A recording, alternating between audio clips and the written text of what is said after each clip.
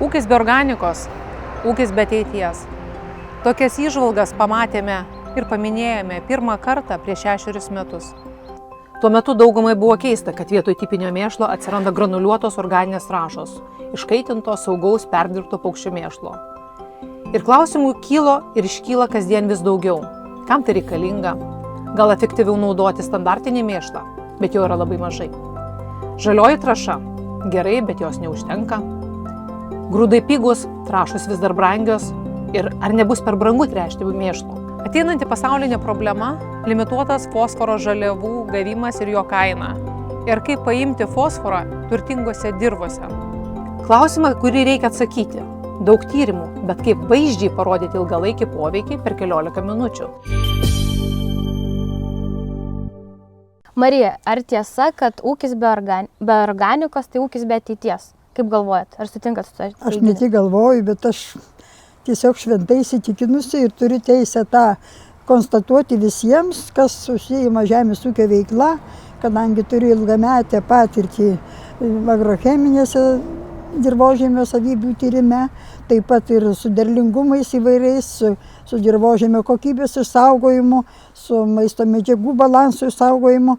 Tai aš tikrai tuo esu šventai įsitikinusi, kad ir labai džiaugiuosi, kad, sakykime, nelabai maloniai noriu prisiminti tarybinius laikus, bet mano jaunystėje mėšlą mes naudojom labai daug. Tada ir daržininkai naudojo, ir lauko augalų augintojai naudojo, kadangi buvo daug gyvulių auginama, reikėjo tą mėšlą utilizuoti ir aš tikrai visada labai džiaugdavosi, kad organika ateina į mūsų laukus. Na, o jau vėliau, kada labai sumažėjo ir gyvulininkystės fermų ir pasikeitė gyvulių laikymo technologijos, to mėšlo tarsi ir nebėra. Ir mes jau dabar tik tai gaudom kiekvieną trupinėlį, iš kur jo paimti ir kaip sugrąžinti į dirvožemį tą organiką. Be galo reikalinga tokį maisto medžiagų šaltinį ir ne tik šaltinį. Aš tai daugiau, žinokit, mėšlą vertinu galbūt ne taip, kaip ten azotinių fosforo kalio trąšų šaltinį, bet aš ją kompleksiškai mėšlą vertinu, kadangi tai yra subalansuotas maisto medžiagų kiekis, nekalbu apie pagrindinius azotą, fosforą, kalį, o kur visi kiti makro ir mikroelementai. Antras labai geras privalumas mėšlo, tai yra ilgalaikė trąša. Ir aš tuo labai džiaugiuosi, kad jeigu mes panaudojame ar tai ten lauko kultūrom, ar tai daržininkystėj ir mes tą efektą matom. Aš dabar džiaugiuosi, kad turiu tokių tyrimų, kurių ten praėjo kokie 5-6 metai ir aš tą mėšlo atidavimo privalumą ir šiandien matau ir jisai duoda teigiamą efektą visom po to auginamom kultūrom, nors jau tuos kelis metus tos organikos tarsi ir negavo. Ir, žodžiu, aš tikrai visada organiką bet kokiai formai vertinu. Ir, sakykime, gali būti ten skystas mėšlas, gali būti kraikinis mėšlas, o dabar tai ką ir bekalbėti, jeigu yra galimybė naudoti būtent ten kokį granuliuotą, jau termiškai apdorotą vištų mėšlą, kur patogu ir įterpti, ir patogu dozuoti, ir balansas maisto medžiagų labai geras. Ką ir bekalbėti. O kaip manot, kaip reikėtų paskatinti ūkininkus surasti tą pusiausvyrą tarp organikos ir mineralinių trąšų, nes vieni tenai, vis tiek visi žinom, kad dirvožėmiai yra tokia daugumoje šalies vietų ir skurstantis, tai kaip tą pusiausvyrą ūkininkui surasti? Jo, bet pirmoji eilėje tai reikia ūkininkui aiškinti, mes agronomai privalom paaiškinti, kad jeigu norime tik tai paduoti azotą, fosforą ir kalį, tai labai daug praranda ūkininkas, labai neįvertina tos mėšlo tikrosios paskirties. Čia reikia mums kompleksiškai vertinti mėšlą ir mes turime kalbėti, kad ne vien dėl tręšimo paduodame mėšlą, bet dar kartą pasikartosiu, tai kaip ilgalaikę dirvožėmio gerinimo priemonę. Jau kalbant ir apie maisto medžiagų balansą, bet svarbiausia pagerina ir dirvožėmio agrofizikinės savybės, ir dirvožėmio flora fauna pagyvina. Ir, žodžiu, reikia vertinti mėšlą kompleksiškai. Ir kaip manot, kaip dažnai ūkininkai turėtų tirtis dirvožėmį, nes vis tiek tręšimas iš nuojautos ar tręšimas pagal dirvožėmio tyrimus? Labai įdomus klausimas, kadangi aš tikrai draugauju pagrindę. Mano klientai yra daržininkai, tai man daržininkai sako pavasarį, oi, mūsų dirvos labai turtingos, ten, sakykime, fosforu arba kaliu. Ir aš žinau, kokią kultūrą jie augins ir kada ūkininkai labai kruopščiai pasirenka tą, nori subalansuotą tręšimą panaudoti, tai vis dėlto prišnekiname, bet ir dabar jų sąmoningumas jau yra kitas, jie ir patys nori ir mes dirvožemio tyrimus darome. Aš skaitau, kad reikia padaryti bent kas 5 metai. Ten, sakykime, azoto formos ten ir kiekis keičiasi ar ką, bet fosforą kalį užtenka įsitirti 5 metus. Kas 5 metai? Nes ūkininkas sako, mano dirvos labai turtingos, o kaip mes pasidarom dirvožemio tyrimus, matom, kad visiškai priešingi dalykai, nėra balanso tarp azoto, fosforo, kalio, o jeigu nebus balanso, tai kas iš to, tas tręšimas nepasiteisina. Visiškai reikia, žodžiu, parinkti dirvožemį ir ko trūksta ir ko tam auginamam augalui reikia. Dėl to agrocheminius tyrimus, mano nuomonė, jau kas 5 metai ūkininkas turi pažinti savo laukus ir turi atlikti agrocheminius tyrimus. O kokias dar įsivaizduojat, žinot, kokias dar galbūt klaidas daro ūkininkai technologijai? Ar netaiko sėjomainos, ar dar kažkokias kenkia būtent dirvožemio? Apie sėjomainą tai galėčiau kalbėti, kadangi nepaprastai svarbu laikyti sėjomainos. Ir dabar, žinot, pas mus toks yra auginamų kultūrų spektro susiaurėjimas, nelabai turime ką pasirinkti. Aš prisimenu vėlgi savo praeitį, savo laikus, kada auginame labai daug įvairiausių ankštinių, auginame linus, auginame daugiau kukurūzų, o dabar pagrindas tie didieji ūkininkai, kas yra kviečiai žieminiai, kviečiai vasariniai, salyktiniai miežiai, aišku, rapsas, bet su rapsu vis kiekvieni metai darosi daugiau problemų ir aš matau, kad bent tokią nuojautą turiu, kad rapsų plotai mažės, nedidės, bet mažės. Už tai, kad jau atsiranda problemų ir su piktžolėm, tom visokiam invaziniam, ir chemijos toka, augalų apsaugos produktų tas apribojimas, tai rapsų derlių kokybišką ir gausų derlių gauti jau yra sudėtinga. Ir manau, kad vėlgi priežastis bus naudoti būtent sėjomainą, kad susitvarkyti ir su piktžolėm, ir su dirvožemio įvairiais patogenais, su dirvožemio kenkėjais, kas rapsui taip pat yra labai svarbu. Žinoma, nekalbu jau apie daržininkystę, kadangi daržininkystė tai ten atskiros problemos, kurių labai labai daug. Aš analizuoju, matau, ką naudoja mūsų partneriai ES kitose šalyse ir ką mes turime Lietuvoje iš augalų apsaugos produktų, tai mes tiesiog tikrai pilna to žodžio prasme ir užauginame ir vartojame ekologišką produkciją. Aš iš savo klientų pilną burną galiu valgyti bet ką ir aš žinau, kaip jie, ypatingai tie, kurie eina į NKP, nacionalinės kokybės produkcijos programą, tai tikrai su didžiausiu apetitu galiu valgyti ir savo anūkams ir proanūkėms duoti, kadangi žinau, kad tai yra vos ne ekologiška produkcija. Ir žinoma, aš tai džiaugiuosi, aš esu vartotojas, o kaip tam ūkininkai užauginti tokią ir kokybišką, ir kad pasiteisintų per derlių santykį, ir kokybės, ir derlingumo santykį. Čia jau yra problema, čia jau yra apsunkinta, tai yra brangu, nes vėlgi prisiminkime, daržininkystėje su herbicidais ten, kaip pavyzdį, svogūnų lauke galime naudoti 5 herbicidus Lietuvoje. Tuo tarpu, kaip Lenkai naudoja 22. Toliau, su rankų darbu, be rankų darbo svogūnų lauke neįsivaizduot, kaip galima apseiti. O dabar su žmonėms, su rankų darbu yra didžiulė problema.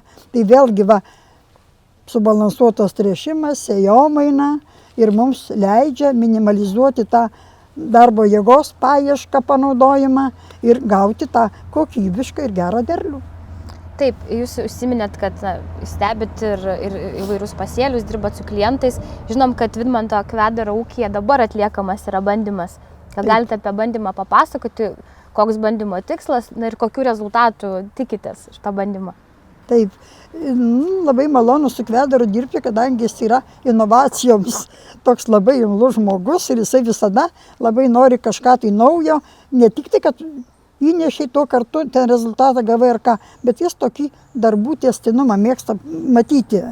Ir kaip tik tai, kadangi aš su Kvedaru jau dirbu labai senai, ir aš matau jo tą entuziazmą auginti ir kokybišką ir gerą produkciją. Ir kaip minėjau apie NKP, tai būtent Kvedaro ūkį visos daržovės yra auginamos pagal šitą programą. Ir tam, kad mes gautumėm tą kokybišką gerą programą, gerą derlių, gerą kokybę, tai aš ir tiesiog ir mano pastangų dėka galbūt, bet ir pats Kvedaras labai sąmoningai pritarė tos organinės trąšos naudojimui. Mes kartais pasipešame arba geranoriškai padiskutuojame, kadangi jisai sako, tas jūsų vištų mėšlas tai yra labai geras, bet tai yra brangu. Tai mes pasirinkom kaip alternatyvą. Reiškia, jie atsiveža dabar didelį kiekį, nežinau, iš kokio ten įvardinu paukštino, nežinau, bet pas mane yra agrocheminiai tyrimai atlikti ir aš matau, kad tas jų kraikinis, tas vištų mėšlas atvežtas turi 26% sausų medžiagų. Tuo tarpu, kaip mūsų atvežtas iš užsienio, tas granuliuotas vištų mėšlas turi 98% sausų medžiagų. Tai vien, ką reiškia transportuoti vandenį, taip, nuo 26% iki 98%, ką reiškia paskleisti, ką reiškia įvairias normas naudoti ir dar kas yra tame kraikinėme mėšle prie tokios drėgmės ir kas yra pas mus būtent tam granuliuotam mėšle. Jau mes esame tikri dėl maisto medžiagų balanso, tikri dėl patogenų įvairių, kad nėra užkrato, kad čia yra sterilus produktas naudojamas. Ir aišku, pagrindas tai būtų vėlgi ilgalaikis naudojimas. Ir iš to išplaukiant, mes pas Kvedarą šiemet kopūstų lauke pasidarėm tokį bandymą. Reiškia, yra 4 bandymų variantai 30 hektarų lauke. Ten parinkom vienodą technologiją. Storema yra parinkta kopūstų veislė. Tai yra tokie, kurie gana ilgos vegetacijos, bet jie labai gerai tinka perdirbimui. Nes ūkininkas Kvedaras tai augina viską, kas yra tinkama perdirbimui. Tai būtent šitie kopūstai yra ir ilgos vegetacijos, ir tinkami perdirbimui.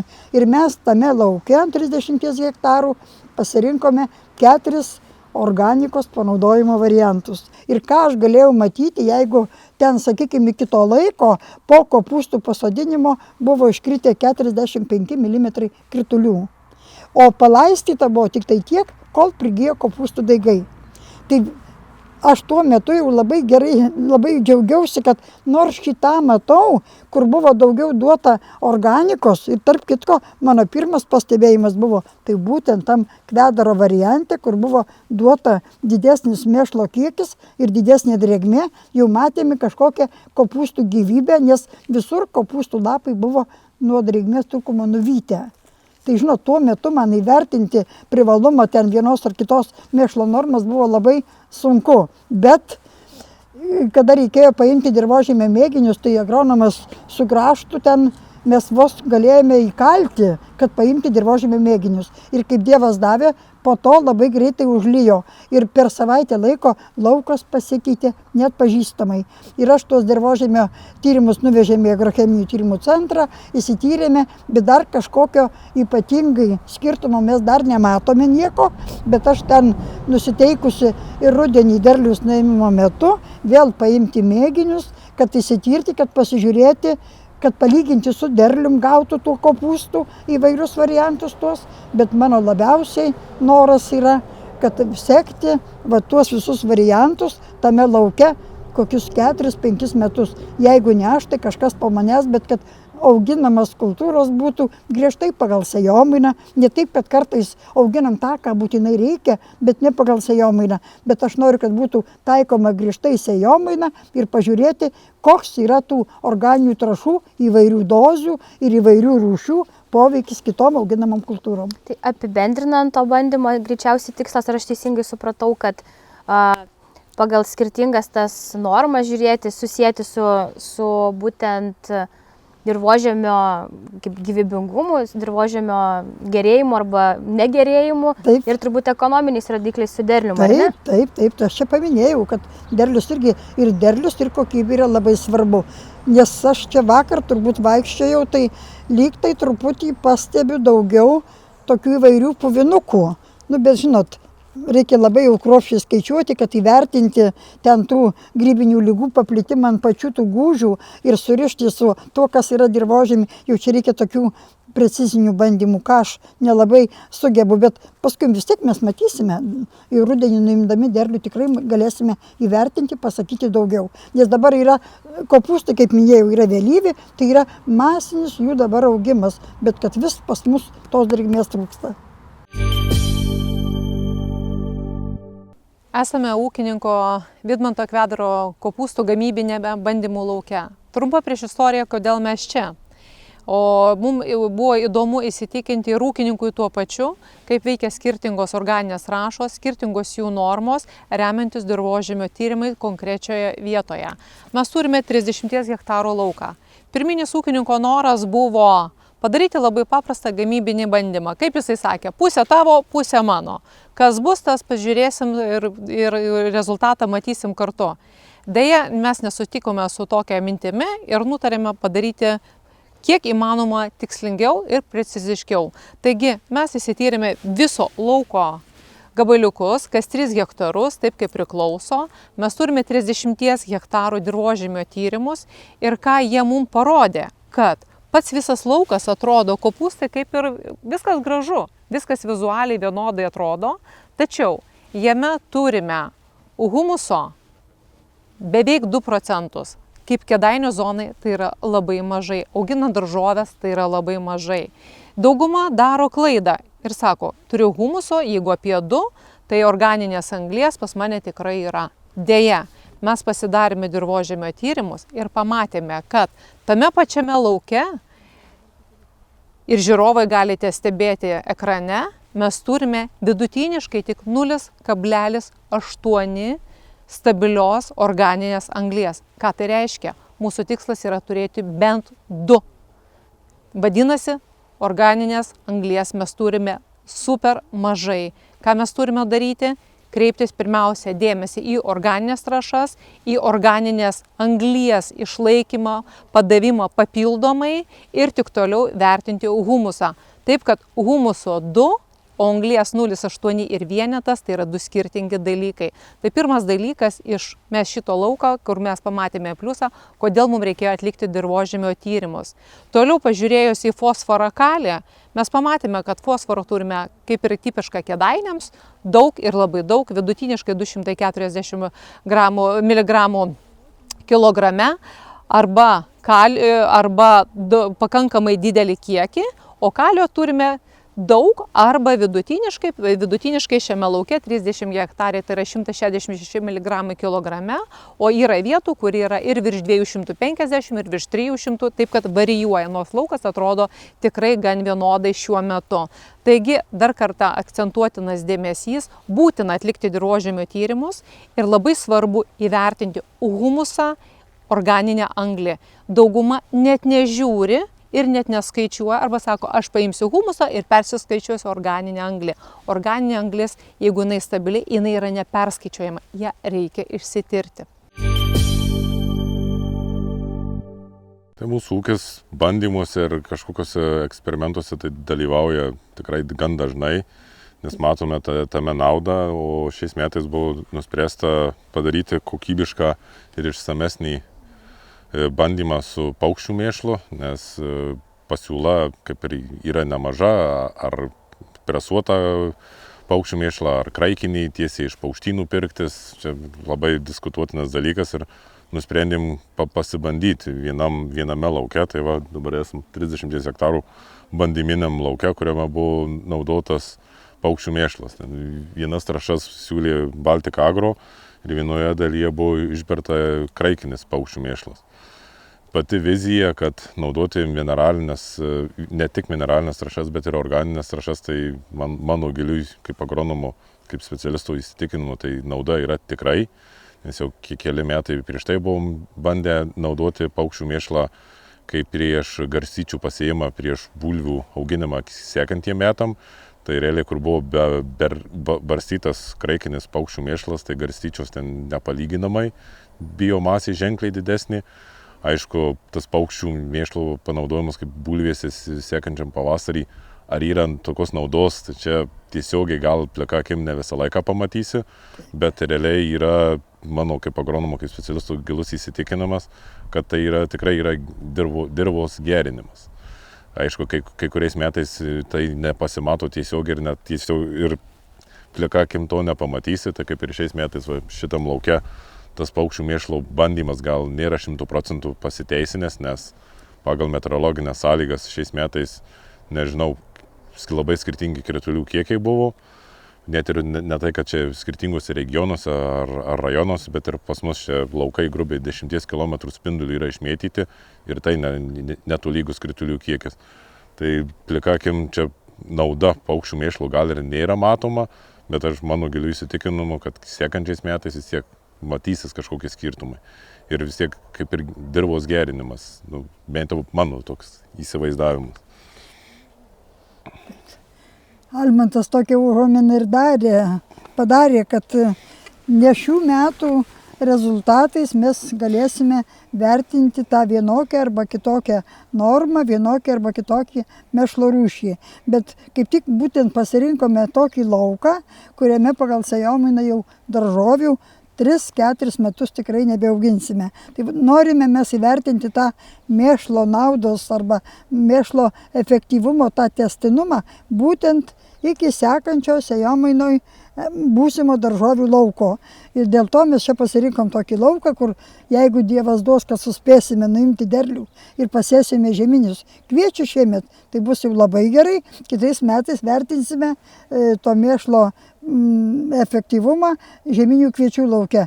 Bet dažniausiai būna taip, kad ruduo jau ateina ir drėgnesni orai ir čia yra auginama storema veislė, kuri yra ilgos vegetacijos kopūstai, tai nori, nenori vis tiek turėsime nuimti juos pačius paskutinius iš viso ploto auginamų kvedro laukuose kopūstų ir gali būti taip, kad mes jau žieminius tiesiog pasėti nespėsime jau kalendoriniais terminais, nespėsime lauke. Tada belieka pavasarį sėti vasarinius kviečius arba gal kažką kitą. Bet šiaip tai numatė, kad auginsime čia vasarinius kviečius. Ir tada po to jau žieminius kviečius, dar kartą žieminius ir vėl sugrįšime prie daržovių. Ir mes labai norime tą būtent vertinimą tokį ilgalaikį turėti.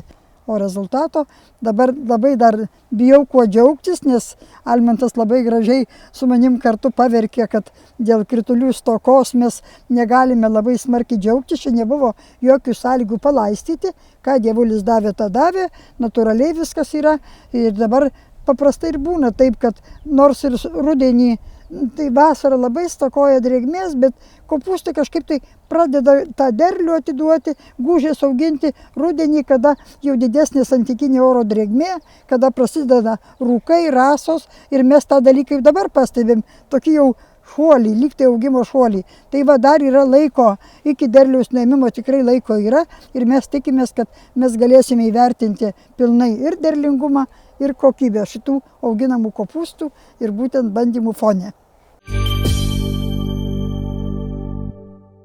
Taigi sugrįžtame į tą patį lauką ūkininko, kuriame bandymus pradėjome 2023 metais ir 2024 metų pavasarį mes juos tęsėme. Iš tikrųjų, ši istorija atsirado ne šiaip sau, kaip ir buvo minėta, tai buvo ūkininkų prašymų pamatyti vis tik tai, kaip galima sutaupyti arba dalinai atsisakyti mineralinių trąšų. Taip, čia tikrai labai toks įdomus mūsų sumanimo tęstinumas, kadangi visada turime problemų, kaip čia dabar tas mūsų organika, kaip paveikia patį dirvožemį, kaip įtakoja derlių ir taip toliau. Tai pernai metais šitam lauke buvo auginami ūkininko kvedaro kopūstai vėlyvieji. Ir mes čia buvom uždėję savo organinių trąšų, tai yra būtent olandiško vištų mėšlo, tokį normų bandymą. Kaip įtakoja atskiros organinio mėšlo normos, įtakoja dirvožemio parametrus, derlių ir taip toliau. Taigi pernai šitam lauke buvo tokie 4 variantai tręšimo. Pirmas variantas buvo panaudota vištų mėšlo Fertiplius 1,5 tonos į hektarą normą, antras variantas 1 tona, trečias variantas 0,5 tonos ir šitame dideliame gražiame gabele 32 hektarų likęs plotas buvo patręšta su 8 tonom kraikinio kalakutų mėšlo norma.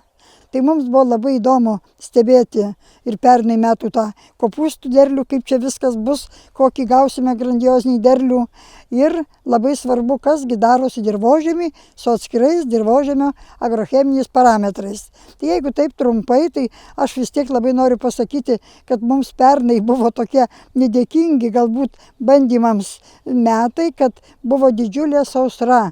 Ir įsivaizduokite, jeigu po kopūstų pasodinimo iki rugpjūčio 18 dienos šitam lauke kritulių buvo 0,0, žodžiu, visiškai nelijo. Ir tie kopūstai negalėjau matyti jokių variantų privalumo, ten skirtingų normų ar ką. Ir tie kopūstai buvo tikrai tokie apgailėtini. O rugpjūčio 18 dieną ten per keletą valandų iškrito 60 ar 8 mm kritulių. Apie tiek. Ir tada jau prasidėjo ir pats kopūstų startinis augimas, nežiūrint, kad veislė vėlyva, bet jie pradėjo guželės auginti tik tai kažkur tai rugpjūčio pabaigoje, rugsėjo pradžioje. Ir štai mes pavasarį, pernai metų pavasarį, prieš atiduodami tą visą organiką į šitą bandymų plotą, pasidarėme dirvožemio agrocheminius parametrus, įsityrėme. Nustatėm, kaip ir visada, ką ūkininkams, kas aktualu, tai yra, žodžiu, visi NPK, humusas, ten pH, mikroelementai ir taip toliau. Toliau, kada jau nuėmėm rudenį derlių, žinoma, derlių nuėmėm kopūstų labai vėlai, kadangi ruduo buvo be galo šlapis, kontrastas buvo vasaros sezonui, o ruduo buvo be galo šlapis ir mes tą kopūstų derlių nuėmėm jau tik tai ten spalio paskutiniam dienom. Kad, žodžiu, labai sunku buvo įvertinti, kažką tai dar daryti rudenį, ar dirvožemio parametrus ten tirti, arba kažką tai. Žodžiu, buvo tikrai labai sunku, bet vis dėlto buvo atlikti agrocheminių tyrimų, vėl buvo atliktas tyrimas, agrocheminis tyrimas. Ir matėme, kad tikrai labai įdomiai veikia atskirus dirvožemio tos parametrus ir dabar šiemet nutarėme vėl tą bandymą tęsti ir vėl tuose pačiuose mūsų, kur buvo duota vištų mėšlo variantai, mes lygiai tą patį pakartojom ir šiemet. Tai būtent į pirmąjį variantą davėm 1,5 tonos Fertiplius mėšlo, antrą variantą vėl 1 toną, trečią variantą 0,5 ir šitame lauke jau šiemet pagal visus sėjomainos reikalavimus pasėjome vasarinius kviečius. Turiu pripažinti, kad dirva rudenį nebuvo arta ir pavasarį čia po kopūstų, įsivaizduokit, laukas liko labai baisus, sumindžiotas, šlapis ir taip toliau. Ir galbūt tai kokybiškai sėjai ir turėjo įtakos, kad negalėjome labai optimaliais terminais ir labai kokybiškai pasėti vasarinių kviečių sėklą. Bet nežiūrint į tai, mes vėl atlikome pavasarį pilną dirvožemio agrocheminių parametrų tyrimą. Ir matėme, kad tikrai labai vis dėlto skirtingų mėšlo normų ir skirtingų mėšlo rūšių dirvožemio įtaka yra, dirvožemio parametram įtaka yra labai skirtinga ir didelė. Taigi tas bandymas bus tęsiamas toliau, kadangi turime labai daug dar neatsakytų klausimų. Taigi, dalį atsakymų išgirdote šiandien, o tęsinį kviesime žiūrėti vėliau. Organinės trąšos saugios barstyti ant augančių augalų net vasarą, prieš sėją ar sėjos metu.